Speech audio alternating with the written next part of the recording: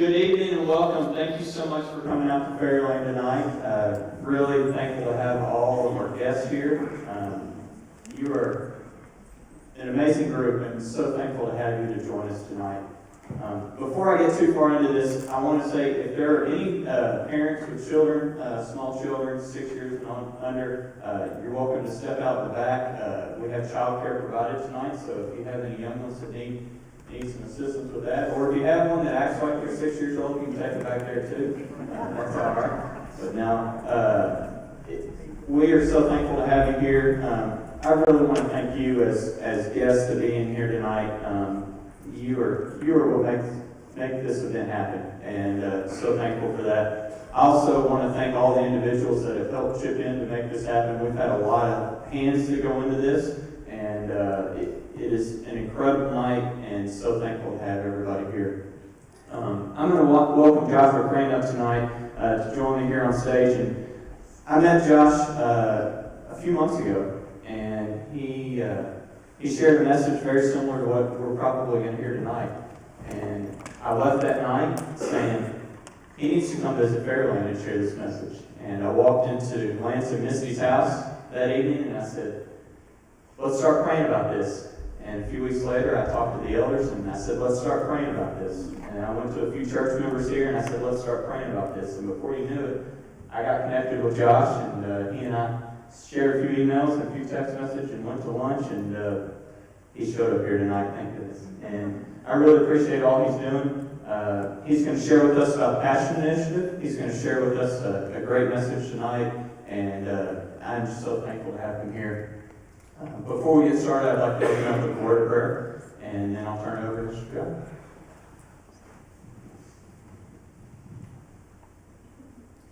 Father God, we are thankful to be here tonight. We're thankful to have the breath, the life that we have to come here on earth, to honor you and serve you. Tonight we are so thankful to hear a message that you have prepared. And you are using Josh to deliver. And I pray that you be with him, that you be with the words that he speaks, and you be with our hearts. Our hearts can hear the words that we need to hear. That we walk away from tonight with an understanding of what redemption is. And we know that you gave that to us, just like you gave us your son, Jesus. Lord, I am so thankful for each and every person here tonight. I love them. And I love you, God, and we love your son, Jesus. In his name we pray. Amen. All right. Test. Can you hear me? Good. Because even if I didn't have a microphone, you'd be able to hear me. My name is Joshua Crain.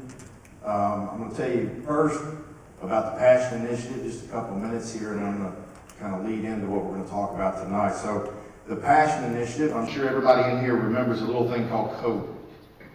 Well, in the middle of COVID, if you were like me, hopefully you weren't, but if you were, you watched the news a lot. And you just got anxious and you got frustrated, maybe even got angry a little bit. Well, at some point, I came home and my wife said, we're having a family meeting. We sat down and she said, there's no more negativity in this house. We can't control what's going on out there, but we can control what's going on in here. So we quit watching the news, we quit trying to figure out what was going on in the world, and out of that was born the Passion Initiative, which is just an organization that my wife and I run. It's primarily my wife. And the whole idea behind it is we want to bring positive things into the world because we feel like there's enough negative already, okay? Now, my wife is here tonight, my children are here tonight. If you ask my wife one question, this is the answer you get. If you ask her, does Joshua Crain do anything halfway? The answer is no. I do not do anything halfway. Okay? Tonight, I'm not here halfway. When I get rolling tonight, I'm going to have to slide this microphone down because my voice is going to go up. I'm going to get excited. I'm going to be passionate about what I'm talking about. I'm going to give everything I can tonight to you because my goal is that I move you. I'm going to give you words that I hope move you. And right now you're comfortable. Right now you're sitting in your seat, everything's good. Some of you in the back because you figure that's the safest place to be. I know how you are. But I'm also going to ask you toward the end of this thing to do something that's not comfortable. So stick with me. So I've been practicing law now almost going on 20 years. I'm a criminal defense attorney. I didn't start off that way. I started as a prosecutor. I was a prosecutor for about the first 7 years of my career down in Warren County, Tennessee. Got people up here right now saying, I know I do that face somewhere. Right? And see, people love hearing stories about what happens inside the courtroom. They love hearing those criminal justice stories. If I were to ask you to raise your hand, I bet some of you say, at night, sometimes you sit and you watch those little crime shows, don't you? Right? Another 48 Hours, Dateline. We like to hear those things. See, people like hearing stories about when I was a prosecutor and people threatened to burn my house down because they didn't like what I was doing. People like to hear stories about how I was in Murfreesboro one day for court, appointed to represent a gentleman. He didn't like how things were turning out, so he thought it would be a good idea to attack me in the courtroom. The bailiff that was standing next to him stepped on the chains between his legs and he hit the ground before he got to him. People like those stories. They're not exactly fun when you're going through them, but they provide some entertainment for you after the fact. There's a great lawyer in this country. If you ever study lawyers, one of the names that you'll study is Clarence Darrow. Clarence Darrow once said that to be an effective criminal defense attorney, one must be prepared to be a hated, lonely, and despised individual. Few love a spokesman for the despised and the damned. I personally prefer the approach of Sir Thomas More.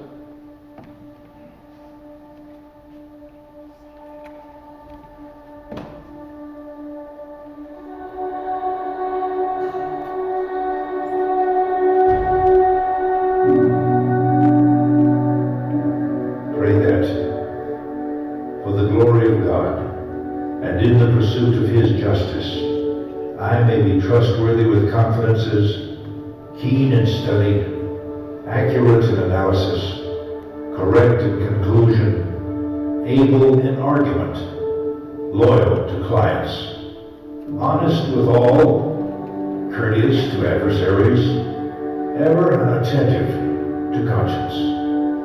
Sit with me at my desk and listen with me to my clients' tales. Read with me in my library and stand always beside me, so that today I shall not, to win a point, lose my soul. So that today I will not, to win a point, lose my soul. Let me tell you something, sometimes that's hard to do in the criminal justice system. December 2016. It was that time of year, we're approaching again, that I always shut down my office for a couple of weeks. I give my staff a couple of weeks off to kind of decompress from one year as we move into another.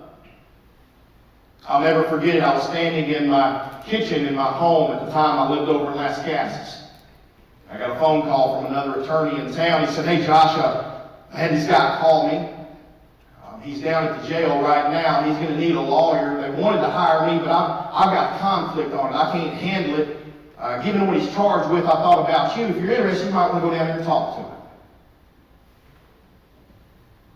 So I put my shoes on. I went down to the Rutherford County Jail, and that's where I met for the first time Danny Deshae Holmes Sr. Now, when I get to the jail, at least back then, I walk in where the bonding agents would walk in. I pick up a little telephone on the wall. It rings back to the booking facility, and they ask me who I am. I say, "It's Josh Crain, a lawyer. I'm here to see Danny Holmes." They buzz me through a series of doors. Now, for those of you who have never been inside a jail, let me explain something to you. They're cold, they're damp, they're nothing but gray cinder block and metal. It ain't the Four Seasons. When I walk into the booking facility, it's loud. Everything echoes off the concrete and the metal. And there was a little room off to one side. I mean, small room. Had a little metal table about that wide. It was bolted to the wall, and two stools bolted to the floor. That's where I would go in and sit down and talk to people. And that's where I talked to Danny for the first time. And when I talked to him, the very first thing that became apparent to me is that this guy has a huge personality. He was friendly. He was talkative. I gave him my business card. I explained to him why I was there. And that's when I learned what he was charged with. And what he was charged with was a very serious crime. Because at that time, he was charged with first-degree murder.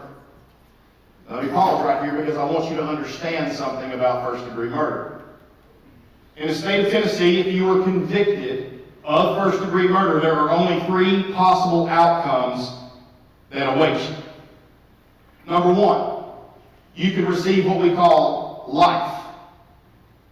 Now, life with the possibility of parole means that you'll serve 52 calendar years before the state will consider releasing you.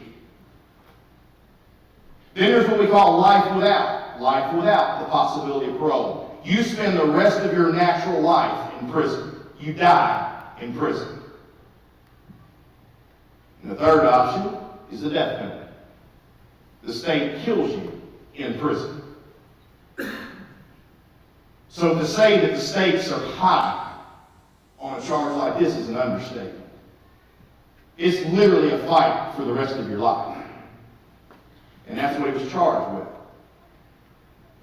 Well, I sat there and I talked to Danny for a little while, and in those initial meetings, you don't get a whole lot into the facts of the case. You try to get a 1,000-foot view, figure out exactly what you're dealing with. And as a private attorney, you also have to figure out, can you afford to hire me? Are you in a position for me to go to work for you? Well, I had that conversation with Danny. Danny said, "Yep, man, don't even worry about it, brother. My people will be in touch with you." Let me tell you something. If I just had $1 for every time somebody said my people will be in touch with you, I'd probably already be retired. Okay, so I don't put a whole lot of stock in that. Like, okay, it's cool, man. You got my card. You know how to find me. I left. And here's what you have to understand, though. Nationwide, in order to defend a first-degree murder case, that can cost you upwards of $100,000. It ain't cheap. It ain't cheap because it ain't easy. It's not just a matter of going in and saying, we didn't do it. There's a whole lot of things that go into play. I mean, let's think about it for a minute. What is your life worth? Because that's what they're going to try to take. But Danny was confident. Danny said, "Josh, don't worry about it." And he was confident. So I left that day. I went back home. Anybody want to guess if I heard from his people? What was that? No, I didn't hear from the people. I didn't hear from the people. Not those people, anyway. I didn't hear from people. I heard from a judge. See, here's what happened. Danny went into General Sessions Court. That's where the case started for him. And he went in front of one of our General Sessions judges, Judge Eyeshot. Judge Eyeshot asked him, said, "Danny, do you have a lawyer?" He said, "No, ma'am, but I talked to Josh Crain, and I really like that guy." And so she appointed me. All right, let me explain that to you just so you understand. Every county, every district in the state of Tennessee has a public defender's office. If you cannot afford to hire your own attorney, the state will appoint the public defender to represent you. Okay? Because our Constitution says that you cannot deprive a person of life, liberty, or property without due process of law. And part of that is you have a right to an attorney. And normally that happens when there's some type of conflict with the public defender's office. A private attorney will get appointed. There wasn't no conflict here. I just got appointed. Now, you remember that slide I showed you a minute ago? Says the average, I'm not saying it's what I charge, but the average cost for a first-degree murder trial in the United States is $100,000. Let me tell you something. You get appointed, it ain't that. Okay? It ain't that. So that's fine. I got appointed in General Sessions Court. We went to General Sessions Court, and because of the type of charge that it was, the case could not stay there. That's an entry-level court. The case had to go up to what we call circuit court. That's your trial court level. Or as we call it in the system, that's big court. Okay? So that's no problem. I represent Danny for a few months at General Sessions Court. We have a preliminary hearing. That's not even a full-blown trial. It's literally just the state has to establish a very minimal amount of proof to say that there was a crime committed, that Danny probably committed it, and that it occurred in Rutherford County, Tennessee. They do that, then the case gets to go to the grand jury. Well, the grand jury is just where the state presents evidence to a group of people in secret. I'm not there. It says, this is what we think happened. And the grand jury can return what's called an indictment. It's a charging instrument. Guess what? That grand jury indicted Danny, but when that charge, when that indictment came out of the grand jury, it was no longer a single count of first-degree murder. Now, it was first-degree premeditated murder. It was felony murder. It was conspiracy to commit aggravated robbery, criminal impersonation, especially aggravated kidnapping, aggravated burglary, aggravated robbery. Let me tell you something, folks. If the stakes were already high, when I got that case in General Sessions Court, they just went through the roof when that case came out of the grand jury. This is extremely serious. But guess what? After that preliminary hearing was done in General Sessions Court, I'm done. My appointment ends at that point. And so Danny goes up in front of Judge Bragg, the circuit court judge at the time, on his arraignment. Judge Bragg asked him, Mr. Holmes, were you represented by an attorney at General Sessions Court? Yes, sir, I was. I was represented by Josh Crain. I like that guy. Very well. I get reappointed. So now I'm on this thing for the long haul. And what does the long haul look like? Well, for me, the long haul looked like winter of 2016 through the summer of 2019. So for about 3 years, I would work that case for Danny. And when I first started working that case, I would get the letters from him from the jail. Letters like this. In the book Ballistic Science for Lawyers by Lisa Steele, I found some important facts that I believe will help our case. Let me tell you something. Once you start representing an individual, it is very, very likely, it's not uncommon at all, that you're going to get letters that try to explain to you how to do your job. Okay? There are two things that will drive a good defense attorney crazy. Google and the jail law library. Okay? So, a lot of times Danny acted more like he was my paralegal than my client. In this one, he says, I'm respectfully requesting you to file the following motions. A motion for fast and speedy trial. A motion for discovery. A motion to request suppression hearing. A motion requesting a bond reduction. A motion requesting the courts to pay for us to have a defense ballistics expert. All right, and I'll be honest with you. I sit at my desk, I get these letters, and there's a part of me that goes, well, gee, thanks, Danny. I didn't realize I should file a motion for discovery. Okay? Or this one. I want you to file a motion with Judge Bragg to get me placed in a different county jail because this one is trying to set me up. Now, I've got a lot of clients that have written me letters from jail. I have never had a client that wrote me as prolifically as Danny did. Danny wrote a lot of letters. And very early on, all of those letters, and I understand where he's coming from, but all of those letters are letters designed to tell me what I need to be doing in order to help him in his case. Now, you need to understand what this case was about, so let me explain it to you in broad brush. The basic allegations were that Danny and others went to a place in Rutherford County called MJ's Pool Hall, where they made contact with a man, and then they followed an individual from Rutherford County to Shelbyville, where they kidnapped a young lady. On the way back from Shelbyville to Murfreesboro, they beat that lady in the car. They were looking for drugs and money. When they get back to Murfreesboro, they find out where the man lives. They go to his house, they knock on the door, and when he answers the door, he's shot dead. There's a whole lot of facts in between there, but that's the basic story. That's what I have to start with when we get this case. Now, very first thing you do when you have a case like that is you file a request for discovery. What is discovery? Discovery is all the evidence that the state has, they have to give to me. We don't get to do trial by surprise.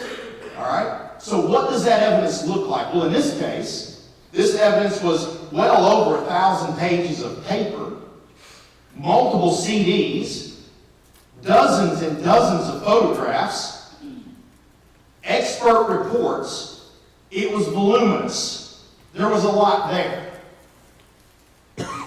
So let's talk about just a little bit of that evidence. Evidence like this image of the surveillance camera there at MJ's, the early morning hours before one of the victims would be killed. Who do you think that is standing out beside that white BMW? That's my client. That's my client. But there ain't nothing illegal about going to MJ's pool hall in Murfreesboro.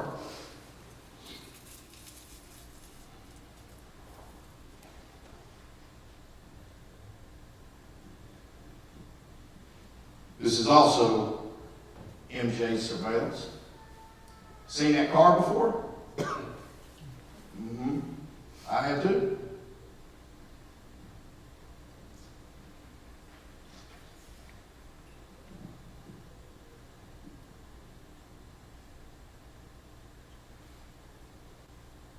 Pay attention.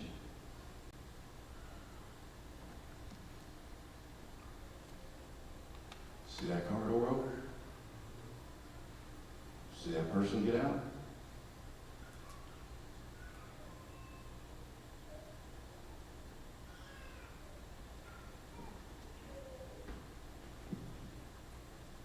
You watching it?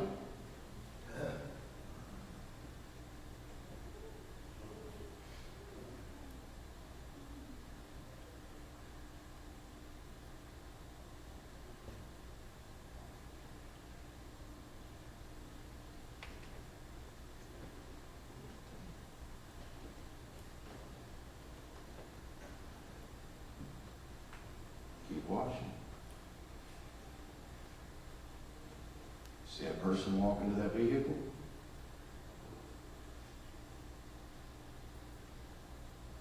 See the lights on that vehicle?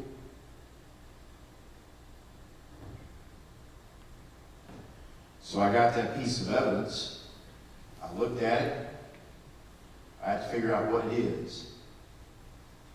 But what you just saw and what I had to figure out was you saw my client, Danny Holmes, pull his white BMW that you've already seen him standing beside to the back of that parking lot, get out, go around to another vehicle, lay down beside it.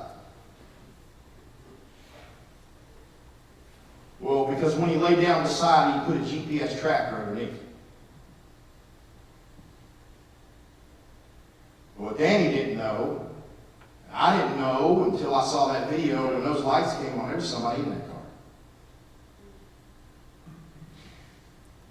You go, but Josh, big deal, man. I mean, what does that mean, right? Well, let me explain this to you. So when the police see this footage and they go back to the victim's house, they get up underneath that SUV and they say, holy, there's a GPS tracker. And they take that GPS tracker off and they look at the serial number and they call the manufacturer and they say, where did you sell this one? And they say, oh, we sold it on Amazon. You go, good. So then they track it through Amazon and guess whose name was on the account that ordered that tracker? Go ahead and say it. Danny. Paid for by a credit card in whose name? Go ahead and tell me. Danny. Sent to an address that belonged to who? Danny. Ladies and gentlemen, this is what we call overwhelming evidence. This is a problem. But that's not all they've got. You know that highway right there, that's the highway that runs between Murfreesboro and Shelbyville. Highway 231. What's all along Highway 231? Cell phone towers. If you were so inclined to try to figure out where Josh Crain has been today, generally speaking, you could track me by the cell phone towers that my phone hit. And this evening, you see me coming out of Rutherford County, all the way down Highway 231. You could just bing, bing, bing, every cell phone tower that my cell phone started to hit off of.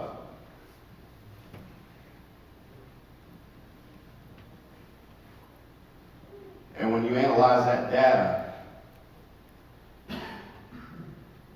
that cell phone that belonged to my client, that's hitting off of all of those towers, stops at a tower in Murfreesboro, the closest tower to the victim's house, and it stays there. And from the time that it hits that tower to the time it leaves that tower, if you were to put something right in the middle of that, it'd be a 911 call from the victim's wife.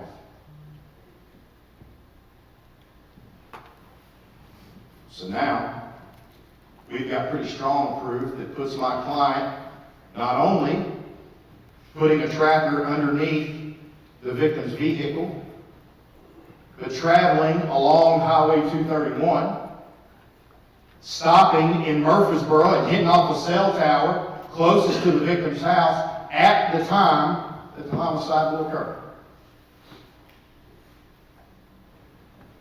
Now listen, you know, I told you that discovery, I got 1,000+ pages and a bunch of other stuff. Danny had a copy of that. I give him a copy. Every single meeting I would go to with Danny at the jail, Danny would come into that meeting and he would have a stack of manila folders. And he had all of that discovery in those different folders. I would walk in and I'd say, Danny, let's talk. Hey, Josh, look, I want you to look at something. He'd go to a folder, open it up. Hey, Josh, right here, you know, this witness right here says this, but if you look at this page over here, it says something a little bit different, Josh. I think we can work with something like on that. Every single meeting. He was going through that paperwork just like I was going through it. But I kept telling him, Danny, man, you're going to have to give me something to work with because I don't have anything here. You know what Danny kept telling me? He kept telling me, I'm not guilty. I'm not guilty, Josh. Well, then explain something to me. All right, man? I've got you buying a GPS tracker. I've got you laying down next to the guy's car. Danny, I've got your cell phone hitting on the tower closest to his house at the same daggone time the 911 call's coming in. Come on, man, give me something. We're talking about the rest of your life. I'm not guilty, Josh. I ain't do it.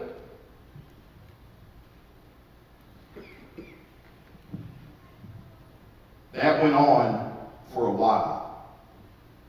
Multiple meetings. Again and again, going to that jail, sitting down and talking to him. Daniel, we got to walk through this, man. Because guess what, guys? The end result of all of this work will be a jury trial.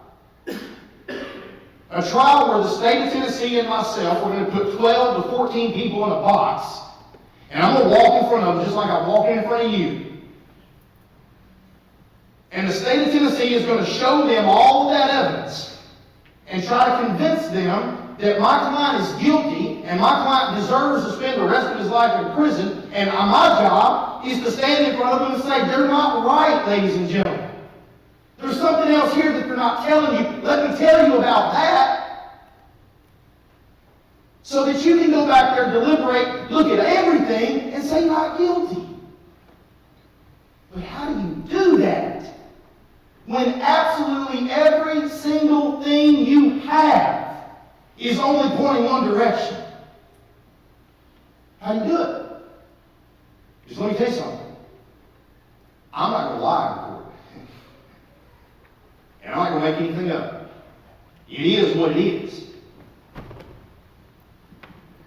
And I dealt with that for a long time. But then, something changed. I can't tell you when it changed. I don't know. But the thing that changed is I went to a meeting with Danny, and he didn't bring in that stack of manila folders anymore. He brought in a King James Bible. Now let me tell you something. This is my shame, not yours, okay? But I work in a system. Look, ask my wife. If you ain't jaded before you get in the system, you will be by the time you work through it. You think this is the first time I've seen somebody walk into a meeting with me holding the Bible? It ain't. You think this is the first time I've ever had somebody come to me and tell me how they found Jesus? It ain't. You want me to tell you how many times I've been told that, I've wanted to believe that, only to find out that's just something we use to convince the court that, hey, I made a change, I'm doing good, see, Judge, I'm doing church now. So if you ask me when that Bible got brought in, I don't know, I didn't pay attention to that. But I'll tell you this, that's all he ever brought from that day forward to any meeting I ever had with him. It's that King James Bible. And I have a lot of meetings with him. But it wasn't just that Bible. See, other things started to change too, his letters, because I told you he wrote a lot. Josh, I know sometimes you think I'm too overly confident in our case, but it's only because God has already reassured me that he is using my situation to make a great statement. How in the world I would have thought then that I'd be here today. No more letters to me telling me what to do. No more letters to me telling me I'm not doing what I need to do. Every letter to me was just like this one. Josh, you're a chosen vessel by God to bring deliverance in this case. And when his spiritual promise is fulfilled, he will get all the glory, because then the entire legal system will know that this was only possible but by him. Don't be discouraged, Josh. Be encouraged. Don't be afraid, and know that we are already victorious. You and I just have to be faithful and trust in him that is protecting us. Let me tell you something. It wasn't in any of those letters, though. Not a single time. I got them all at the house. Not a single time did he end one of those letters, or in the middle put in one of those letters, hey, Josh, by the way, if you let the judge know, or let the prosecutor know that I found the Lord, I'd appreciate it. He never told me that. He never used it at all. It was just, hey, Josh, man, don't worry, dude. You got this. We got this. You know what I'm telling him the whole time? No, we don't. No, we don't. He smiled at me. He said, Josh, man, you just got to have faith. I said, Danny, I got faith, man, but I also have to do my job. And I don't have anything to do it with.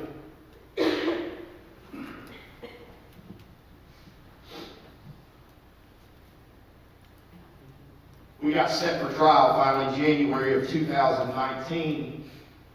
In December of 2018, I get a phone call from the district attorney.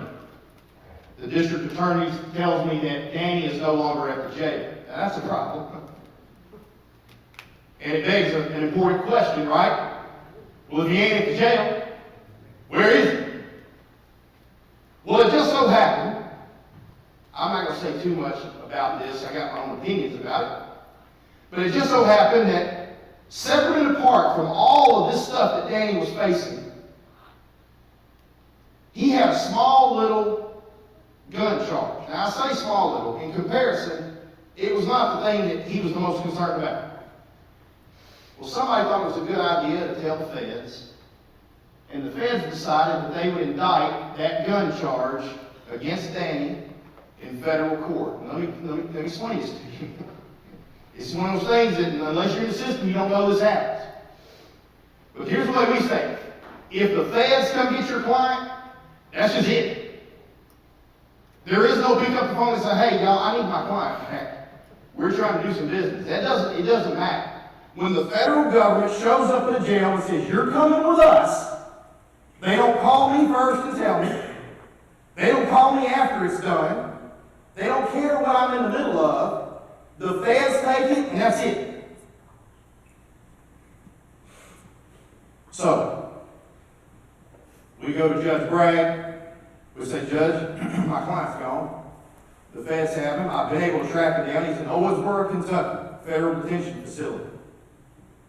Judge Bragg asked the natural question, well, when will he be back? I have no earthly idea. So the judge said, well, I can't, the only thing we can do is I'll give you another trial date. So he set us a trial date for May. Now listen to this. Danny gets appointed the federal public defender on that gun charge.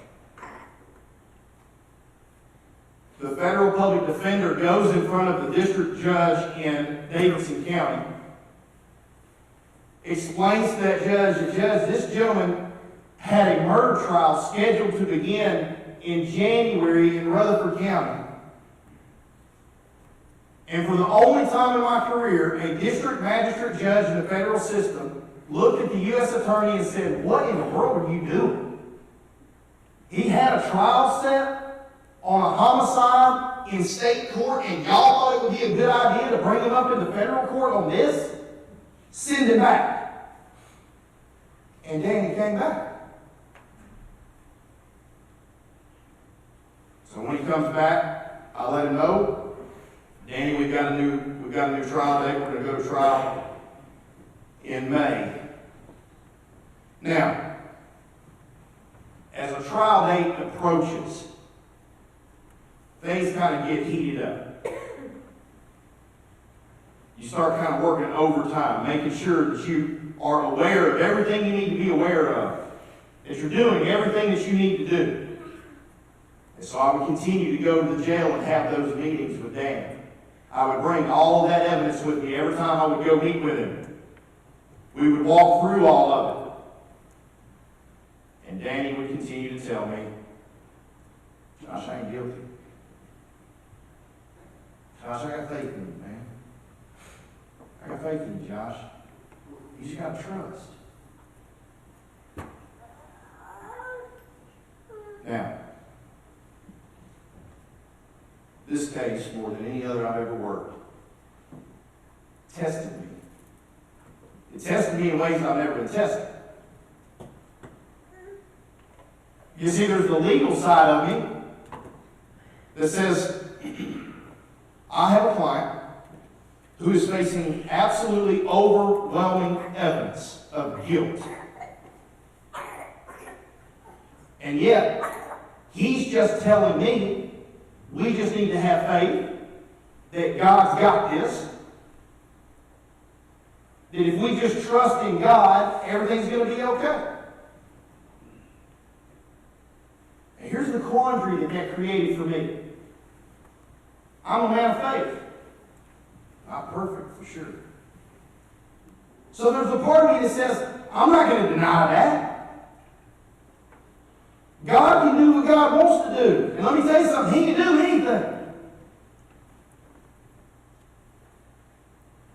But I remember going home frustrated and having a conversation with my wife more than once.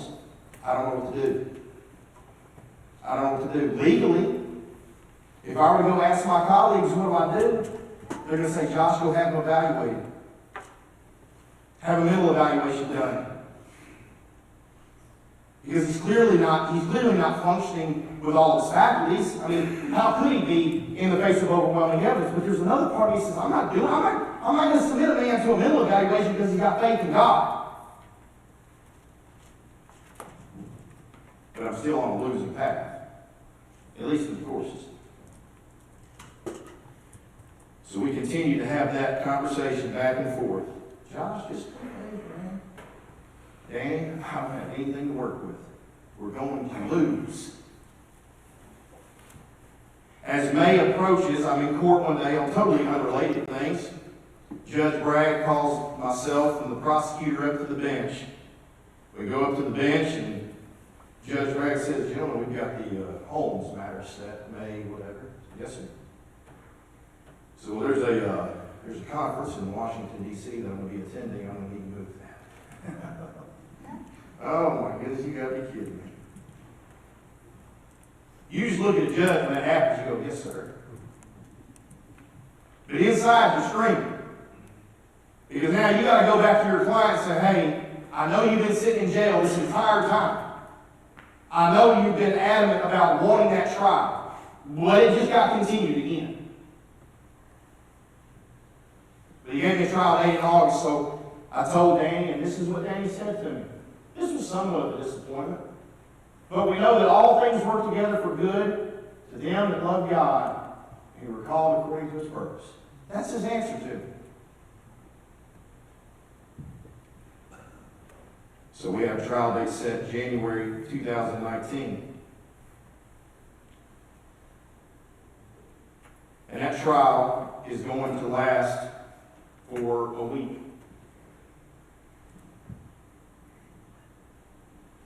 And Danny would tell me this, Josh, don't worry about it.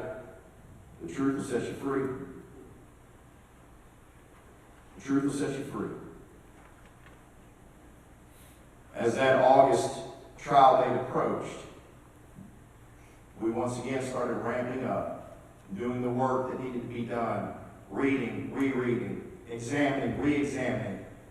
You read it once, go do it again. Make sure there's nothing that you're missing. But the whole time, I don't have a defense. And the whole time I'm going to the jail and I'm having that same conversation over and over. So as our trial gets closer and closer, things happen to me that I don't control 100%. It's just the way I'm built.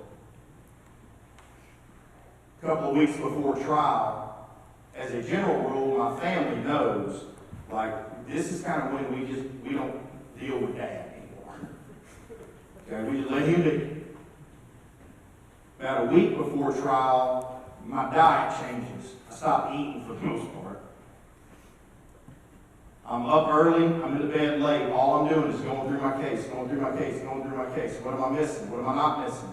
How do I present this? What can I do? It was 10 times worse in this case, but I didn't have anything to present. But I knew I was going to have to stand in front of people and tell them something.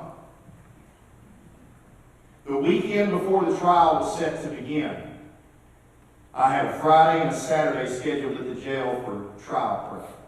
It would be the last push before we started our trial on Monday. Friday, I go to the jail, and I'm sitting in my room, and I could always hear Danny when Danny was coming, primarily because I would hear chains hit the floor. That's how I knew somebody was coming too. But on this particular day, on that Friday, I heard Danny coming down the hall because Danny was singing. And that wasn't also unusual for Danny. But Danny was singing, I am redeemed. I mean, I'm nervous. I'm not sleeping, I'm not eating, I don't know what to do. And my client's coming to me singing.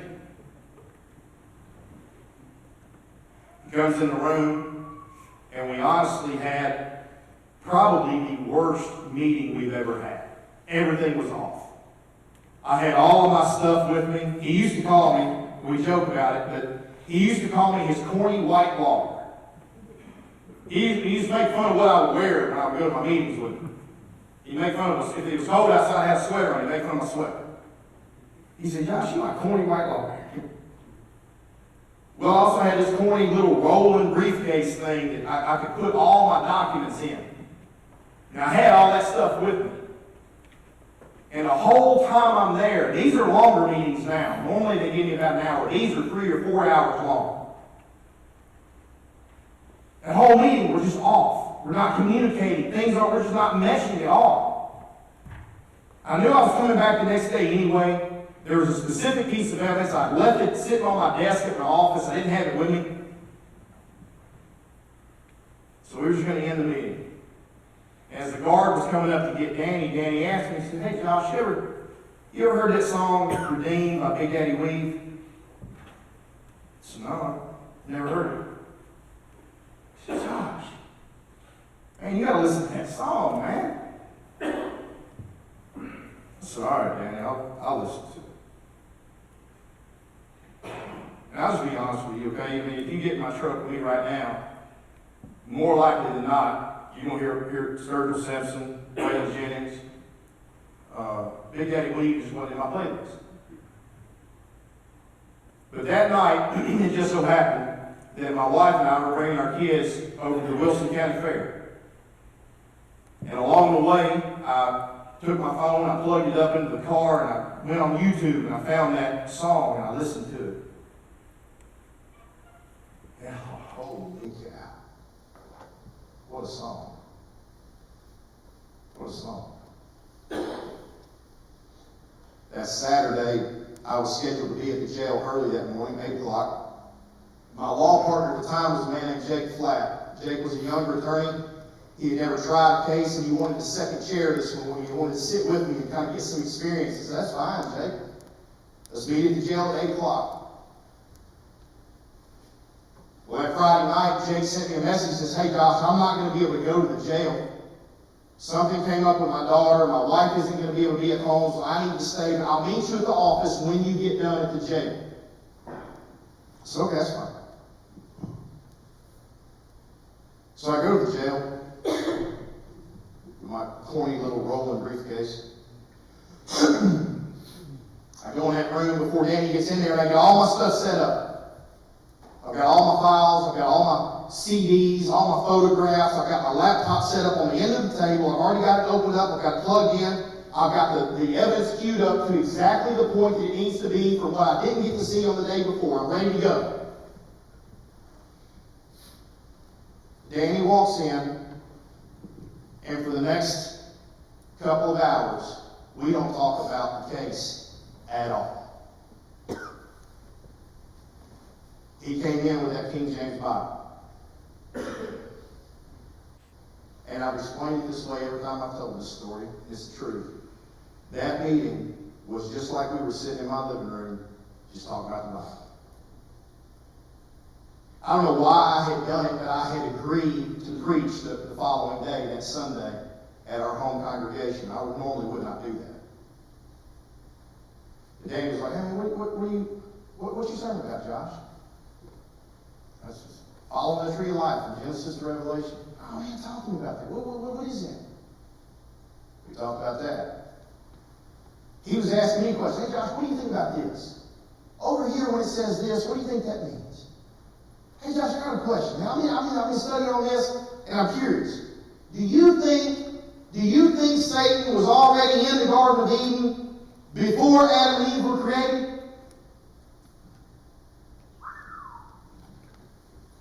I don't know. The whole meeting was like that. At some point, as we were getting toward the end of that meeting, I asked Danny if I could see his Bible. Danny took his Bible and slid it over to me. I've always said this. This is the truth. When I took that Bible and I turned it around facing me, I could almost not find the printed text on the pages because there was so much underlined, highlight, notes written. This was a used Bible. This wasn't a problem. He was reading it. I took that Bible and went to the gospel accounts, and I found the parable of the rich young ruler.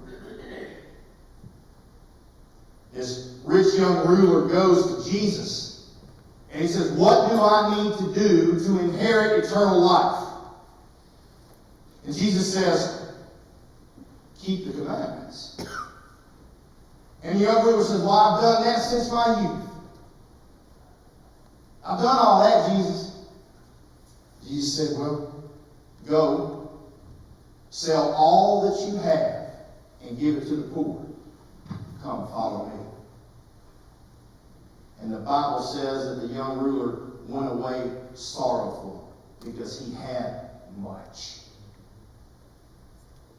He went away sorrowful, full of sorrow. I'm sad. Why? Because he was willing to go part of the way. He wasn't willing to go all the way.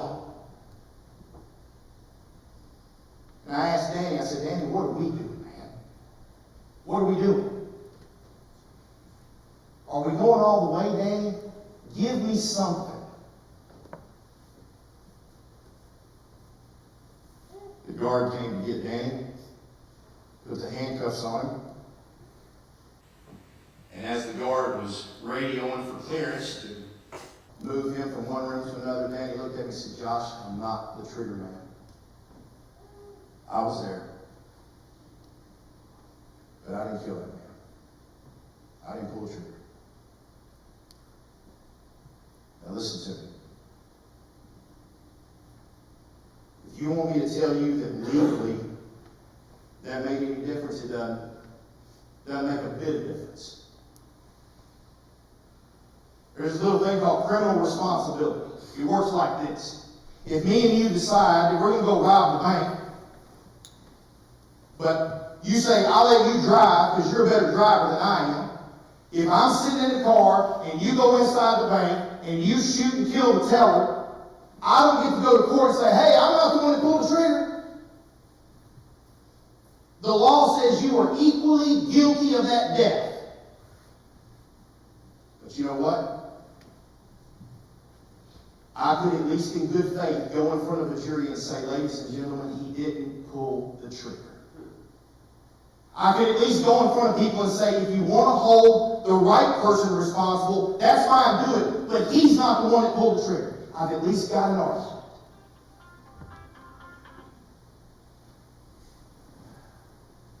I left the jail. I went back to the office. Jake was there.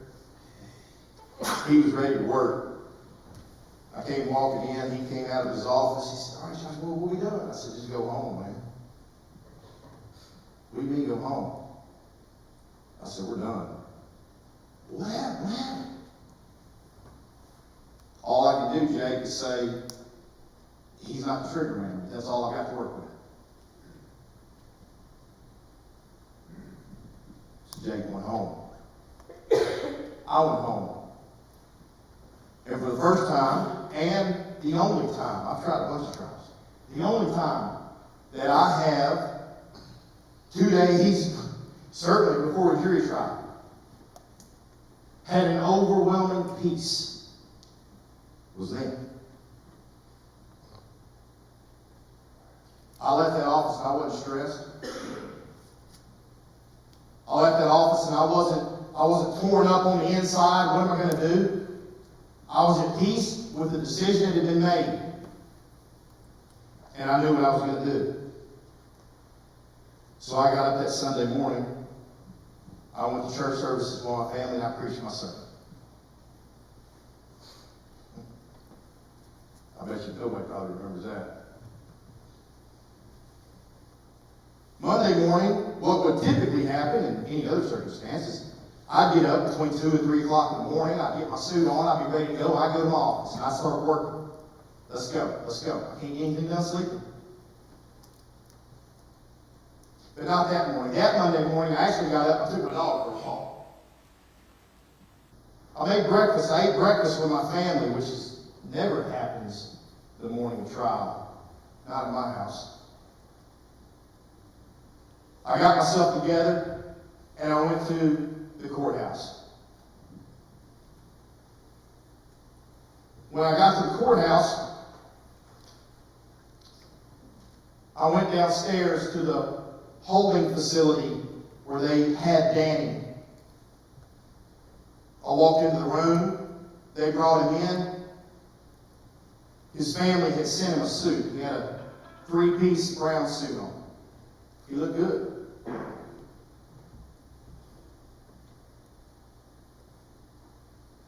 I sat there and I talked to Danny, the only thing he had with him were legal pads. Now, this is my soapbox. You ready? This is my soapbox.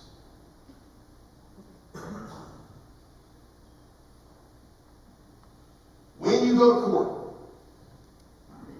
every single courtroom that I have ever been in the entire state of Tennessee, with some minor variation in the language, every court starts the exact same way. This is what it sounds like.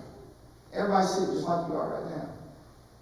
From some side room or some back door, the door opens, somebody walks in that looks quasi-official, followed by a man or woman in a robe. And about the time that they break the threshold of that door, the person that's in front of them says, "All rise." Everybody stands up. It's a sign of respect. The Circuit Court for Rutherford County is now in session. All those having business before this court draw forward, you shall be heard. God bless the United States, the state of Tennessee, and this honorable court. The judge takes the bench as you may be seated. When you call a witness up to the witness stand, that witness will get up on that witness stand. The bailiff will come around and say, "Raise your right hand and be sworn." Witness will raise their right hand. Should you solemnly swear or affirm that the testimony you're about to give be the truth, the whole truth, and nothing but the truth, so help you God? Yep. You sit down. Ladies and gentlemen, when we open that court, we invoke the name of God. When we swear the witnesses in to tell the truth, we invoke the name of God. But you know the one thing Danny Holmes or any other defendant in the state of Tennessee is not allowed to have with them when they sit at the table on trial for the rest of their life? A Bible. You cannot have it. And ladies and trust me, I'm the guy that will test it. If that Bible is sitting on that table, when the bailiff comes in, he walks over to me and says, "Get it gone."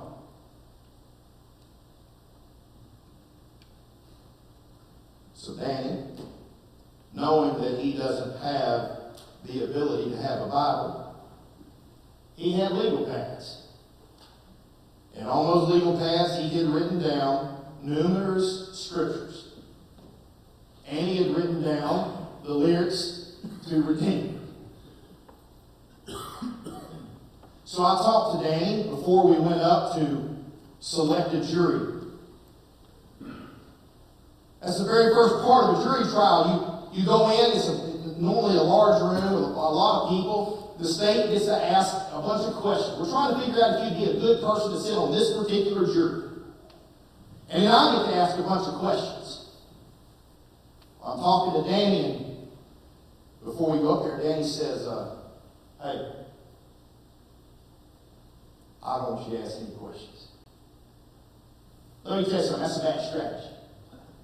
Okay? That's a bad strategy. He said, "Josh, that didn't have the first 12 they put in the box. At this point, it doesn't matter, Josh. It's in God's hands." That may be, Danny, but it's still a bad strategy. So I go up. The district attorney asks us questions in 4 hours. 4 hours lapse, and he needs to speak the truth. He asked questions for about an hour and a half. At the end of that, the judge turns and looks at me, and he says, "Mr. Crain, you may ask." I stand up and say, "No questions, Judge." I sit back down. And the 2 prosecutors sitting at the table opposite me, they just both lean over and look at me. It's like, this doesn't happen. This isn't what's supposed to go on. And we break for lunch. I still remember where I went to lunch. I went to Sir Pizza and I ate salad and shake.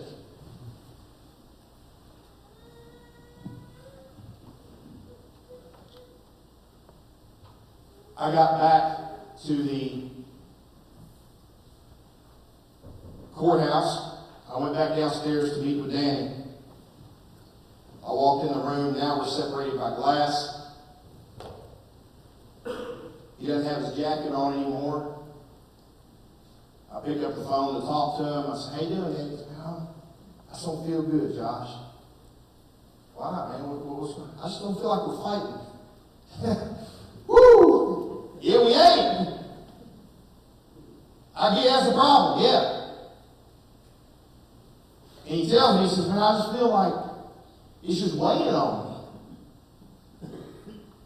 I said, all right, Danny, well, what do you want to do? And he tells me, he says, Josh, I came down here to eat my lunch. I couldn't eat my lunch. I picked up this little tract that they left down here, and I opened it up, and this is what I saw, Josh. He literally holds the tract up against the glass, and the title of the tract was My Way or God's Way. I said, talk to me. He goes, Josh, look, man. I don't have enough tricks, and you ain't smart enough to get me out of this. He said, I don't know that there's anything we can do. I said, Danny, well, talk. Like man, I'm about to walk up there, and when they bring those jurors in, I've got to tell them something. He said, when they come in, I just want you to tell them that they'll hear from me. Let me tell you something. That's a bad strategy. You don't just go in front of a jury and say, just hold on to everything. My client will talk to you in a little while.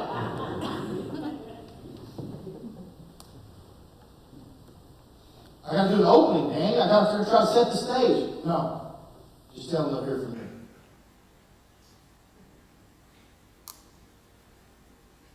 So we go upstairs. We sit at our table. I'm sitting in the lead chair. Danny's beside me, and then Jake's beside him. Prosecutors are in there. The jury comes in. The jury members are sworn in. They take their seats. They grab your little legal pads and get ready to listen. They're going to be there for a week. The very first thing that happens when you get to that stage is the prosecutor stands up and he reads the indictment verbatim to the jury. The grand jurors of Rutherford County, Tennessee, duly impaneled and sworn upon their oath, do present that on the 18th day of December 2016, Danny Deshae Holmes Sr. did, with premeditation, unlawfully kill the victim in violation of TCA, whatever, constituting the offense of first-degree murder. Literally, every single count, he just reads verbatim, standing in front of that jury.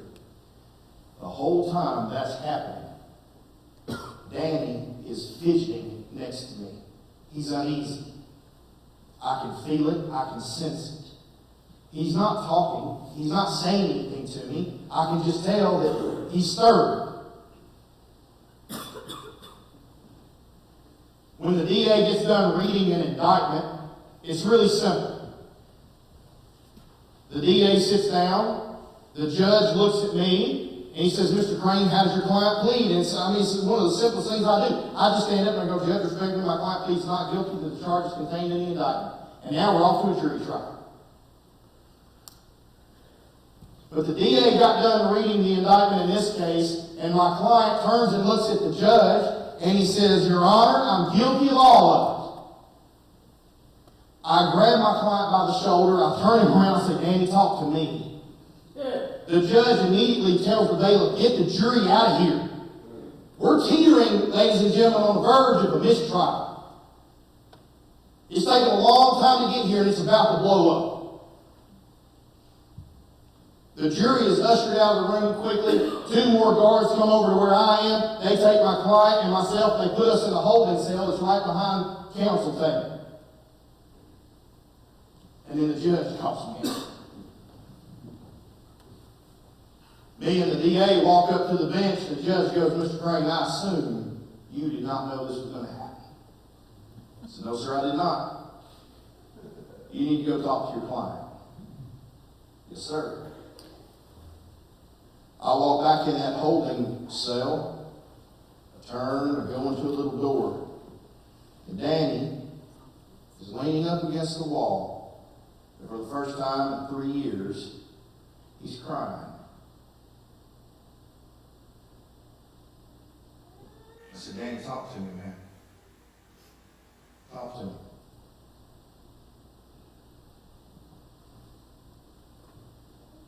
He said, Josh, I did it. I did it. I shot that man.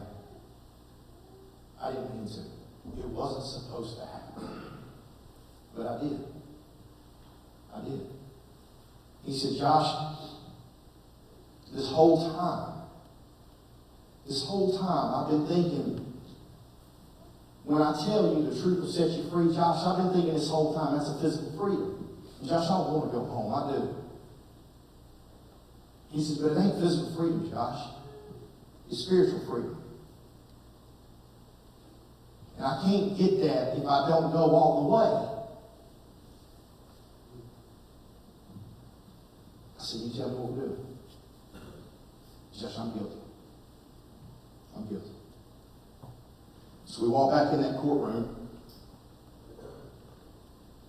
Everyone is reassembled except the jury. The judge asks my client, how do you plead on the charge of first-degree murder? My client says, I'm guilty, Judge. And on that day, the judge did the only thing available to him, and he sentenced my client to life in prison. He was 30 years old. He'll be in his 80s before he's even eligible to be considered to be released. But that's just on the murder charges. Because you remember, we've still got kidnapping, burglary, robbery. We still have all that. It doesn't just go away.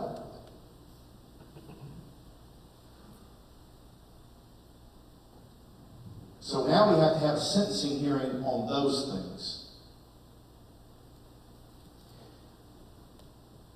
Sentencing hearing is set for October. I get back to my office and the DA calls me and he says, hey Josh, listen, because your client has done what he did, I'm not going to seek consecutive sentencing. I'm going to roll everything into that one life sentence.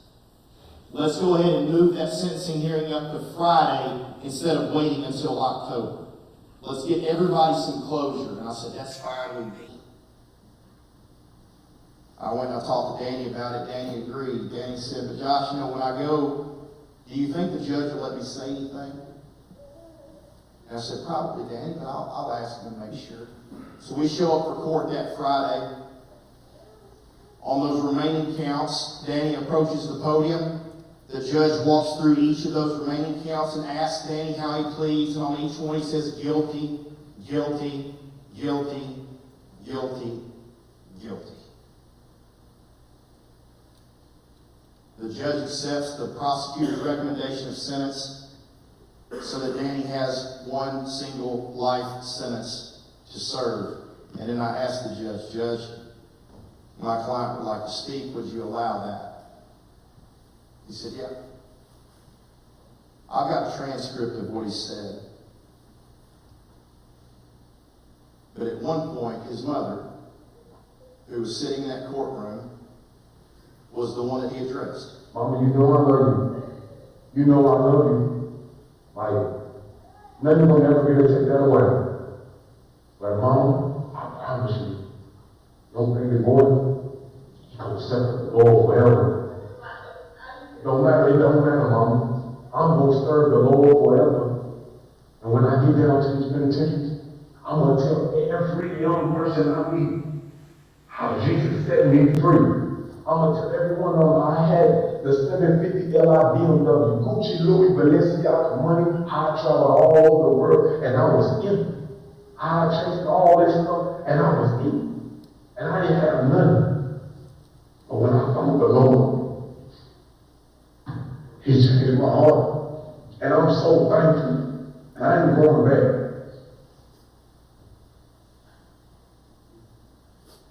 He got done speaking that day. I walked with him back into that same holding cell there in the courtroom. Walking in behind me was the prosecutor.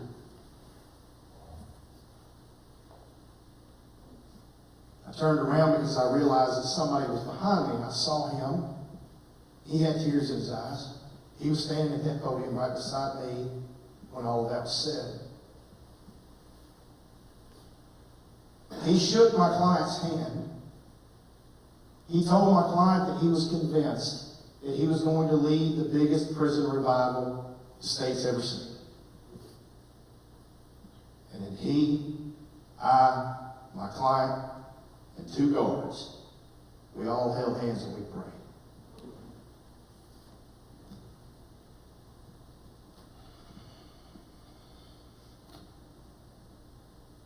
When I met Danny in December of 2016, he was a man accused of the most serious crime you can be accused of. Look at his face. Look at his eyes. They say a picture speaks 1,000 words. You can see the weight. You can see the darkness. That's December 2016. December 2019, after he voluntarily accepted a life sentence, he's smiling.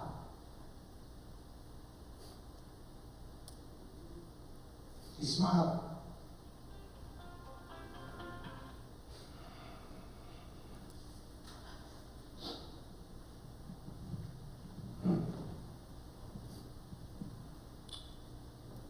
I go back to my office.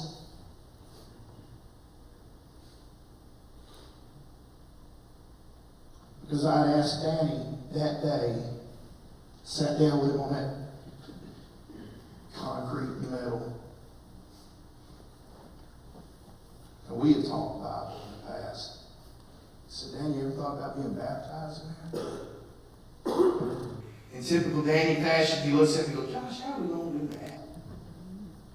I said, I don't know, man, but I'll try to figure it out.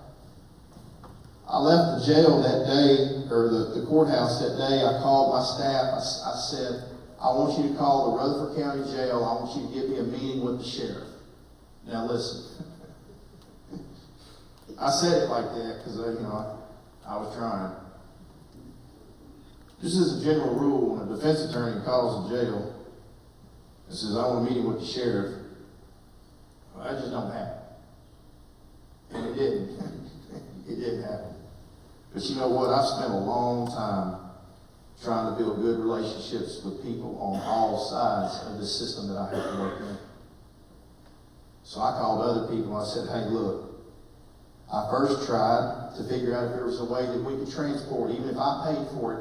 Can I have them transported? If I pay for the transport, pay for the fuel, pay for the guards, can I get them transported to my church so he can be baptized? No, Josh, we can't do that. So are there any other options? Josh, we've got a baptismal, but because it takes so much water, so much energy to fill the thing up, we don't do it unless we got a group of people that want to use it. He said, but Josh, I'll see what I can do. I said, well, listen to me. It's Friday. I don't care if it's Friday night. I don't care if it's Saturday, Sunday. I don't care. You call me. I'll come down there. All right, Josh. Friday goes by. I don't hear anything from him. Saturday passes. Sunday passes. You got to understand this too. Once you get sentenced, your case is over, you go to the prison pretty quick.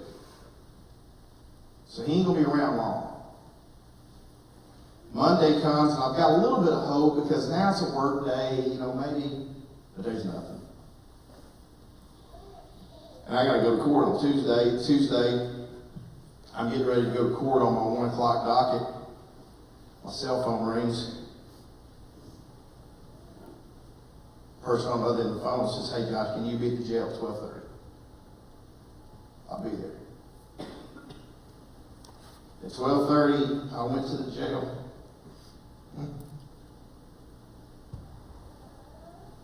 Before they brought me back, I asked them, I practically begged them to let me bring my phone so I could get a picture. Couldn't do it. But a little after 12:30, I went back into that jail and I baptized Danny. That water was cold. I go back to my office on Wednesday and I've got a letter. My clicker's not working and I don't know why, but if I can get it to come up, I want you to see this letter. Now we're cooking. Josh, thank you for being my Aaron throughout this all. Now I understand why God gave Moses some help, because 2 is always better than 1.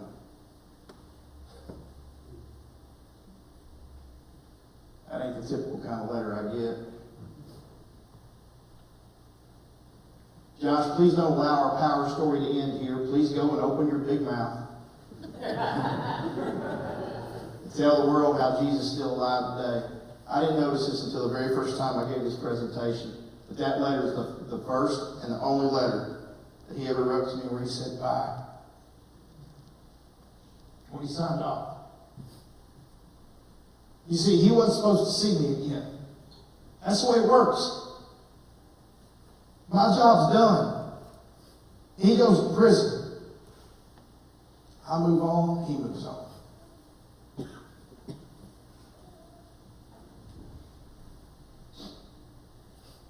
But that ain't the way the story works. Danny started out as my client. He ended up my friend.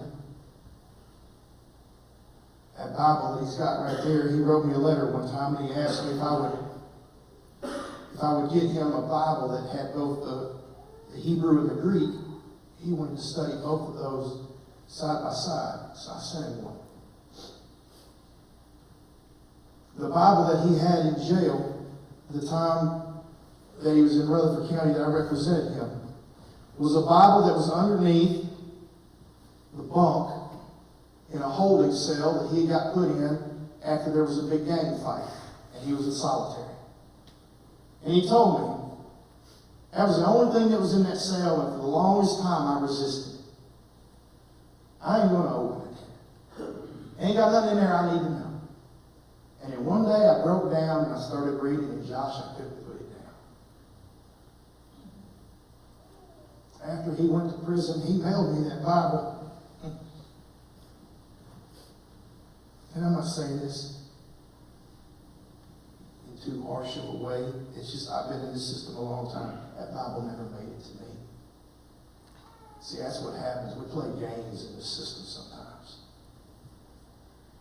That Bible never made it to me. But Danny studies. Danny tries to teach others.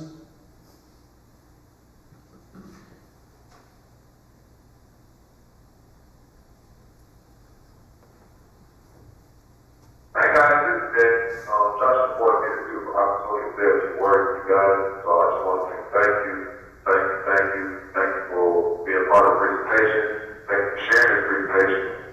I want you all to understand that what God is doing here is bigger than me. It's bigger than Josh. It's just beautiful to see how I continue to move people everywhere. Different ages, different races, different everything. And I think it's just out there. This story is so powerful, so impactful, it's changing lives of prisoners all around. And that's really moving for me personally, to see God working in me here, around so many different types of people, and that's a beautiful thing right there. But also I want to encourage you all to continue to share the story, share the testimony, whether it be through the Passion Initiative page or through different outlets like that. Because it's beautiful. We want this story to touch so many people, and just to see the power of God continue to keep going. Once again, I want to say thank you for the support.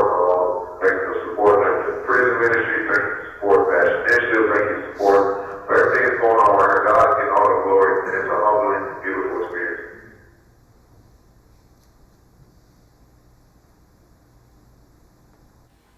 I know now, looking back, that God worked throughout this entire thing.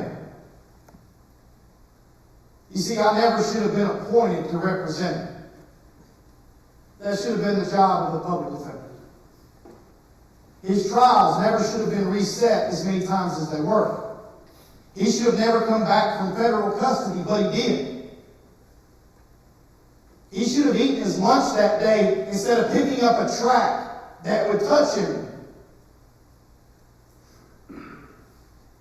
I should have given an opening statement. I should have gone through jury selection. Folks, all along the way, there's a lot of should-haves that should have taken place, and they didn't.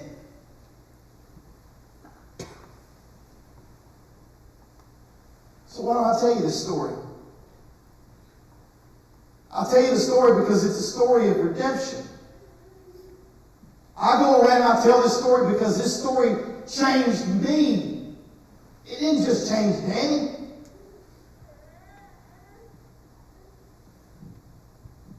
My daddy was a preacher when I was young. I went to my daddy's house after this was all said and done. I told my daddy I was getting ready to leave his house. I told my daddy, I said, hey, it's really amazing how Danny changed to all this. My daddy looked at me and said, he ain't the only one to change.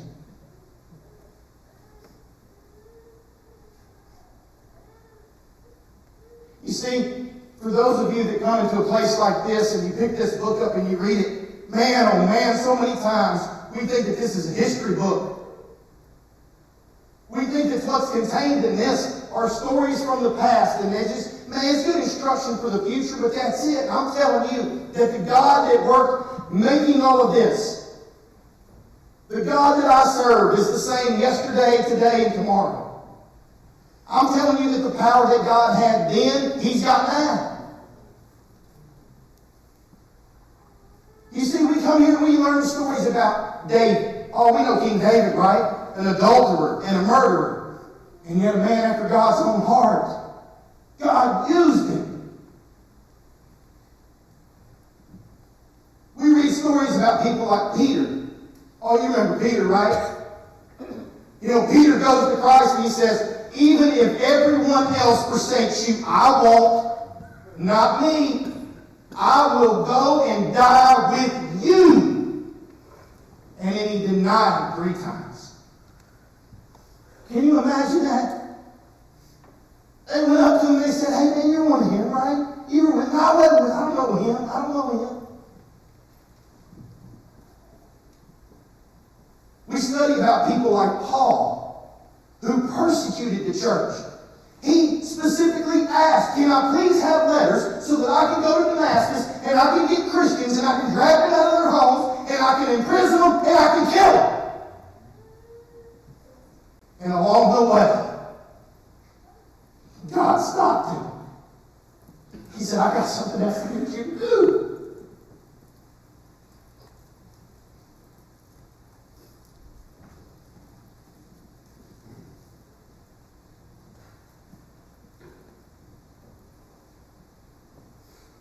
I was told after this, the first time I went and I told this story, I had people tell me, this is just a game. This is a concoction by a sharp lawyer and his client. This is a setup for something else. It wasn't. It wasn't. Danny never filed a single post-conviction. He never filed a single appeal. He never wrote the board of professional responsibility and said, hey man, my lawyer tricked me. Nothing. Instead, what he did is he went to prison. He started writing tracts. He calls me on the phone. He says, Josh, can you please order the 300? I got to give them out.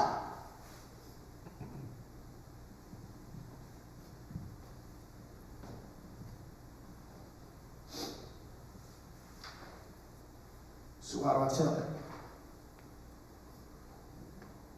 Why do I tell it? And why do I have the rules that I have? I've driven my wife and my kids up to Pennsylvania to tell this story. I've gone around the state of Tennessee. I practically begged people, let me tell you this, man. Let me tell you this. You know how much it cost? It cost nothing. don't care if you're in Pennsylvania, Texas, Washington, I don't care where you are. When they say, Josh, what do you need? Man, all I need is a date, a time, and a microphone. I'll pay for everything else. Just let me tell you.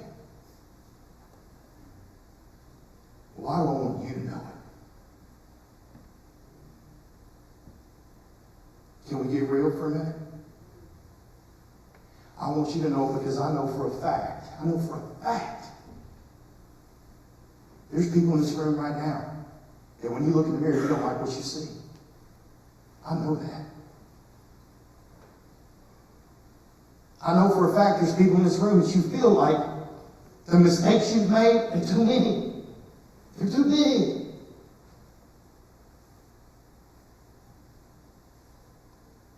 We've been called loser, junkie, trash.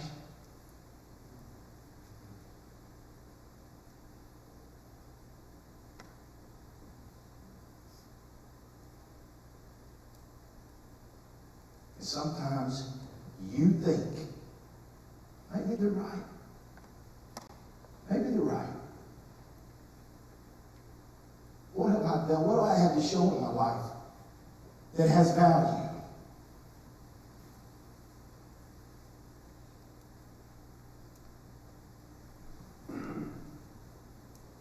You know what God sees? This is a fact. This ain't Josh Crain saying this. This is a fact. Every single person in this room, I don't care what your background is, I don't care what your race is, I don't care what your gender is, I don't care what your sin is, I don't care what your burden is, I don't care how much wrong you've done, I don't care how much right you think you've done.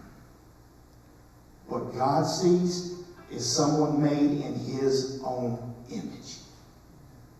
And He don't make mistakes. You think you're too far gone? How about instead of comparing yourself to the person next to you, compare yourself to Paul. Compare yourself to Peter. Hey, y'all want to get really real for a minute? See, we don't say this stuff in rooms like this, but maybe sometimes we should. You know, when you study Rahab the harlot, that's a prostitute. God used her. So maybe instead of looking at yourself and saying, man, I've done too much, I can't be saved, maybe instead look and say, yeah, I can be. I can be.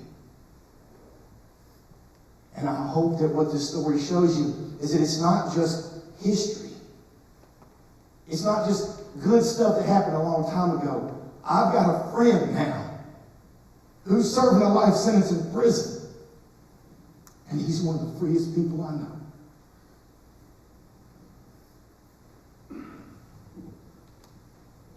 I don't know where you're at tonight in your life exactly. And I know I'm just like a lot of you, like I'm scared of things too.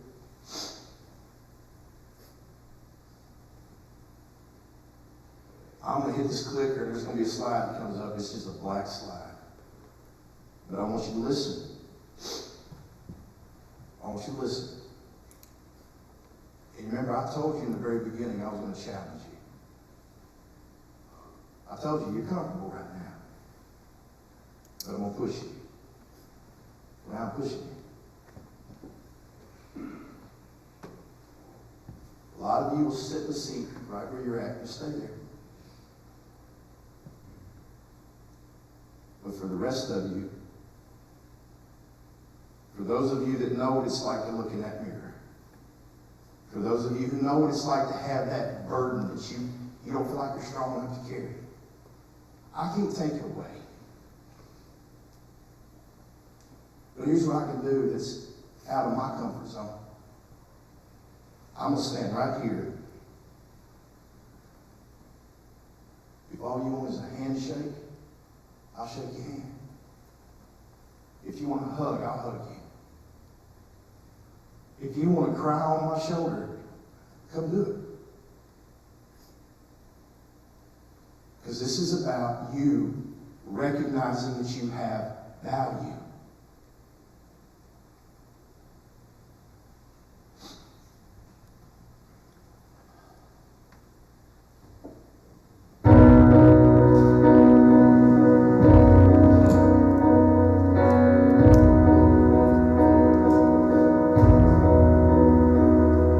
Seems like all I could see was the struggle, haunted by ghosts that lived in my past, bound up in shackles of all my failures. Wondering how long is this gonna last? And you look at this prisoner and say to me, son, stop fighting a fight, it's already been won. I am redeemed. You set me free, so I'll shake out these heavy chains, wipe away every stain. I'm not who I used to be. I am redeemed. I'm redeemed. All my life I have been cowardly,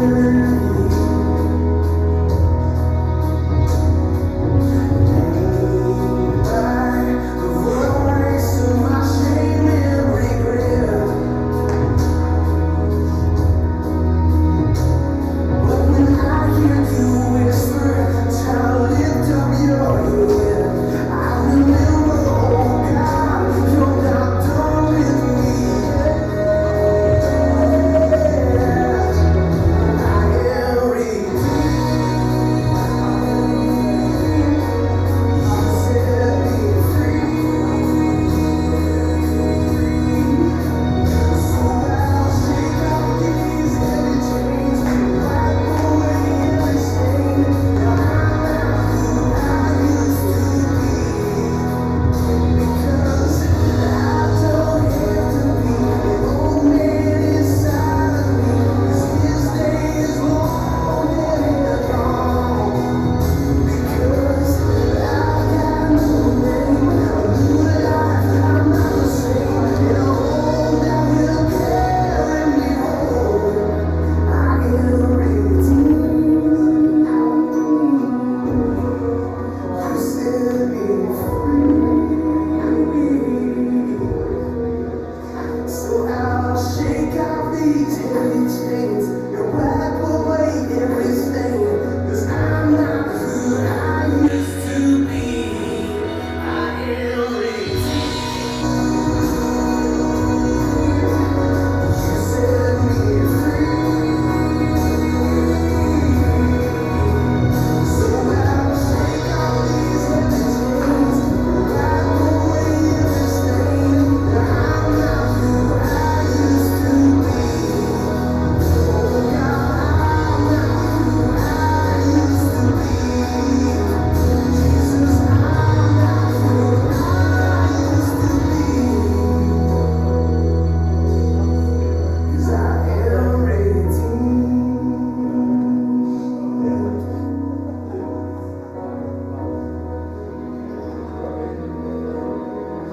Thank God, redeemed.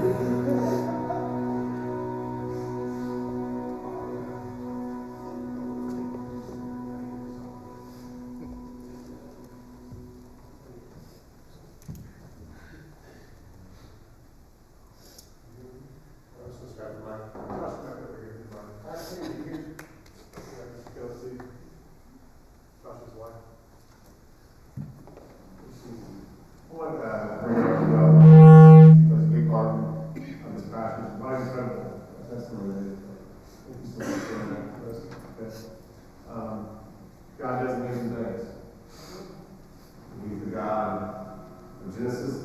revelation, and He's God now.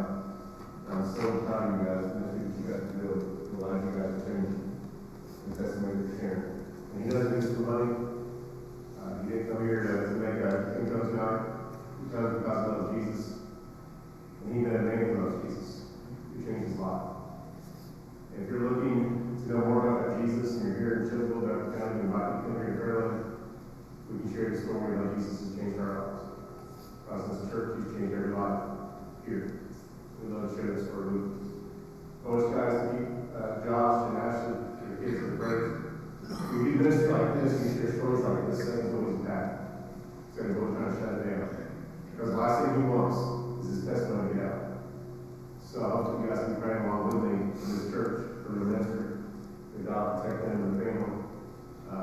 Because Satan doesn't fight, and he'll be coming out. So we need to pray that God's protection is falling. So thank the Lord you guys are here tonight. We're going to close out with prayer, and we've got food over in the building behind us. You guys can come hang out for a little bit. Love to have you join us. Join me in praying for this special couple in the ministry that God's done. God, thank you so much for tonight. This kind of testimony and story of redemption, Father, their lives that are changed for your glory. Father, I pray for you again, our brother in Christ. You know he may not be here tonight physically. His Spirit is with us. And His testimony has blessed us and strengthened us. Father, I pray for him. I pray for the ministry that he is conducting in prison for lives that are being changed for your glory, through his testimony. Father, I pray that you would, Josh and Ashley, as they continue to share his story, not only here in Murfreesboro and Chillville, but Father, Pennsylvania, and I know the story's going to get out even more. So Father, I pray that you would then continue to share that testimony, protect them, protect their family. Father, continue, may they speak boldly this incredible story of how you changed lives. Father, thank you for the fact that you're God who still changes lives. And Father, our lives this room tonight that needs to be changed. I pray tonight means that we can all share a testimony of how you changed our lives. How incredible Savior you are, and how we're not the same because of your Son Jesus. Father, we love you. We give this back to you. Thank you for being God who changes lives. In your Son's name we pray.